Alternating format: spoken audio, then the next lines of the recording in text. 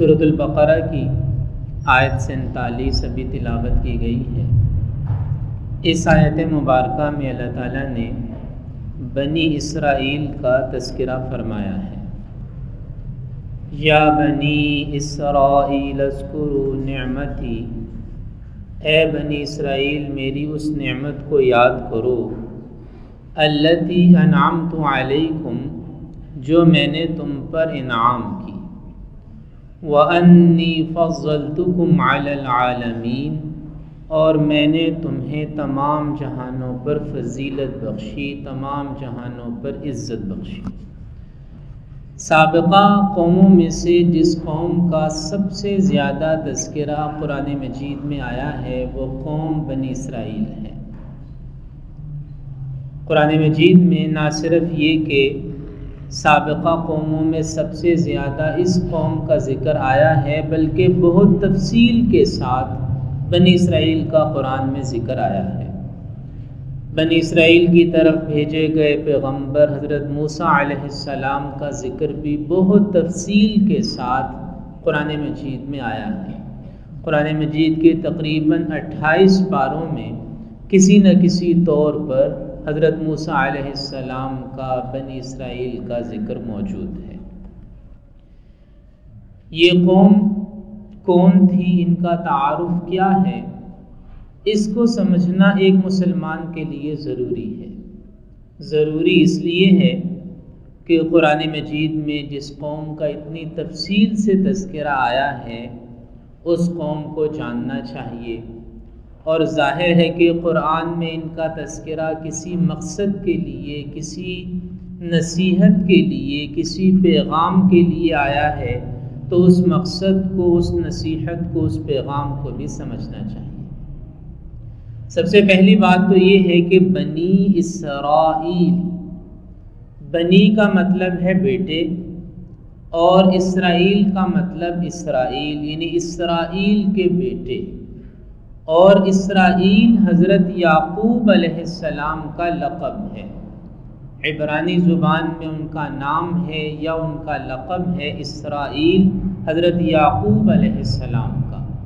حضرت یعقوب علیہ السلام حضرت یوسف علیہ السلام کے والد ہیں۔ سورہ یوسف میں ان کا تذکرہ ملتا ہے۔ حضرت یعقوب علیہ السلام حضرت اسحاق علیہ السلام کے بیٹے ہیں، اور حضرت اسحاق علیہ السلام حضرت ابراہیم علیہ السلام کے بیٹے ہیں۔ گویا یعقوب علیہ السلام حضرت ابراہیم علیہ السلام کے پوتے ہیں۔ حضرت یعقوب علیہ السلام فلسطین کے رہنے والے تھے۔ حضرت ابراہیم علیہ السلام عراق سے ہجرت کر کے فلسطین چلے گئے تھے، اور وہیں ان کی اولاد حضرت اسحاق علیہ السلام اور آگے ان کی اولادیں آباد تھیں۔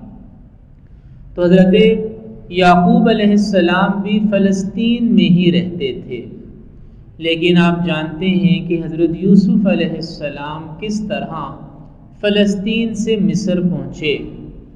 تو جب حضرت یوسف علیہ السلام مصر پہنچے، اور وہ پورا واقعہ آپ کے علم میں ہے کہ کیسے وہ وقت گزرنے کے ساتھ ساتھ مصر کے بادشاہ بن گئے، تو وہاں سے انہوں نے اپنے والد حضرت یعقوب کو اور اپنے بھائیوں کو فلسطین سے مصر بلا لیا۔ تو اس کے بعد سے لے کر ایک طویل عرصے تک، تقریباً 450 سال بنی اسرائیل مصر میں قیام پذیر رہے، حضرت موسیٰ علیہ السلام کے زمانے تک۔ یعنی یوسف علیہ السلام کے زمانے میں بنی اسرائیل فلسطین سے مصر پہنچے، اور حضرت موسیٰ علیہ السلام کے زمانے تک تقریباً 450 سال بنتے ہیں بنی اسرائیل مصر میں ہی قیام پذیر رہے۔ پھر حضرت موسیٰ علیہ السلام کا زمانہ شروع ہوتا ہے۔ حضرت موسیٰ علیہ السلام جس زمانے میں تشریف لائے، اس زمانے میں بنی اسرائیل پر ظلم و ستم کے پہاڑ ڈھائے جا رہے تھے، ان پر بہت ظلم ہو رہا تھا، اور اس ظلم کی داستانیں آپ جانتے ہیں کہ فرعون بنی اسرائیل کے بچوں کو ذبح کروا دیتا تھا اور بچیوں کو زندہ رکھتا تھا۔ ایک طویل داستان ہے کہ کس طرح مصری لوگ، قبطی لوگ، آل فرعون کے سپاہی، فرعون کے فوجی بنی اسرائیل کے لوگوں پر ظلم و ستم کے پہاڑ ڈھاتے تھے۔ پھر اللہ تعالیٰ نے حضرت موسیٰ علیہ السلام کو پیغمبر بنا کر بھیجا، حضرت ہارون علیہ السلام کو بھی نبوت سے سرفراز فرمایا۔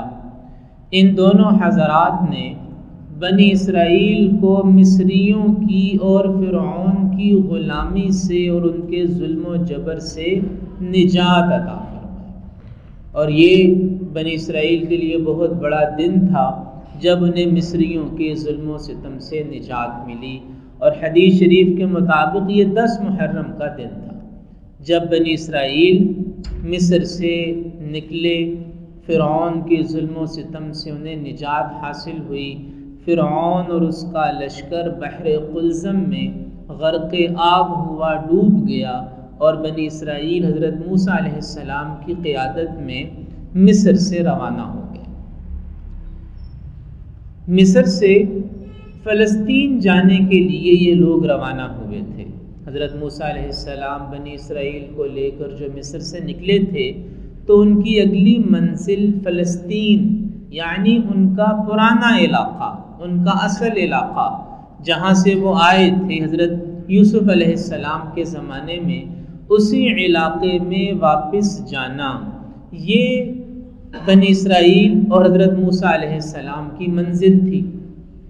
لیکن اس سے پہلے ایک طویل عرصے تک مصر اور فلسطین کے درمیان وادی سینا میں، وادی سینا بھی کہتے ہیں، میدان تیہ بھی کہتے ہیں، یہاں پر ایک طویل عرصے تک بنی اسرائیل کا قیام رہا، اور یہی وہ علاقہ ہے جہاں حضرت موسیٰ علیہ السلام پر تورات نازل ہوئی۔ یہی وہ زمانہ ہے جب بنی اسرائیل پر اللہ تعالیٰ کے انعامات ہوئے، ان پر من و سلوہ اللہ کی طرف سے نازل ہوا۔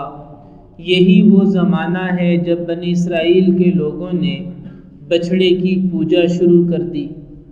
اس زمانے کے بھی تفصیلی واقعات ہیں، یعنی موسیٰ علیہ السلام کی زندگی کا ایک دور تو وہ ہے جو مصر سے متعلق ہے، اور موسیٰ علیہ السلام کی زندگی کا دوسرا دور وہ ہے جو وادی سینا سے میدان تیہ سے متعلق ہے۔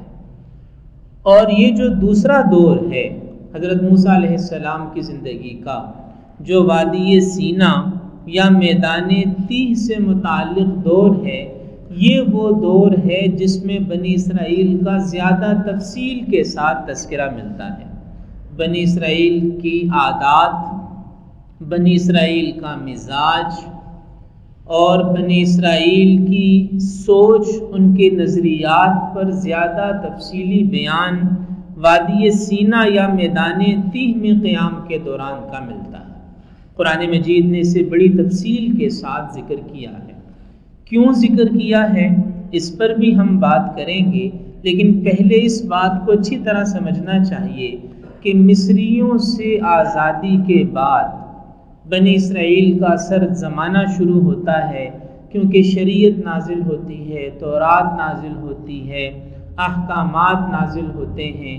اب وہ غلامی سے نکل آئے ہیں، ایک آزاد قوم کی حیثیت سے زندگی گزارنے چلے ہیں، اور اللہ کی طرف سے انعامات کی بارش بھی ہو رہی ہے، اور آنے والے وقت میں اس قوم کے اندر بہت سے پیغمبروں نے آنا ہے۔ حضرت موسیٰ علیہ السلام کے بعد سے لے کر حضرت عیسیٰ علیہ السلام تک بنی اسرائیل میں ہزارہا پیغمبر اللہ نے بھیجے ہیں۔ تو ایک نئے دور کا آغاز ہوتا ہے مصر سے نکلنے کے بعد بنی اسرائیل کی زندگی میں، اور یہ وہ قوم ہے جس کے بارے میں اللہ قرآن میں فرماتا ہے کہ وَأَنِّي فَضَّلْتُكُمْ عَلَى الْعَالَمِينَ، میں نے تمہیں تمام جہانوں پر فضیلت دی تھی۔ لیکن پھر یہ فضیلت کا تمغہ، یہ اعزاز بنی اسرائیل سے واپس لے کر امت محمدیہ صلی اللہ علیہ وسلم کو دے دیا گیا۔ کیوں دیا گیا اس پر بھی بات ہم کریں گے، اور امت محمدیہ کو یہ جو اعزاز بخشا گیا افضل ترین امت ہونے کا اس کے ساتھ کیا شرائط عائد کی گئی ہیں، اس موضوع پر بھی ہم بات کریں گے۔ اللہ تعالی ہمیں قرآن مجید کو سمجھ کر اس پر عمل کرنے کی توفیق عطا فرمائے۔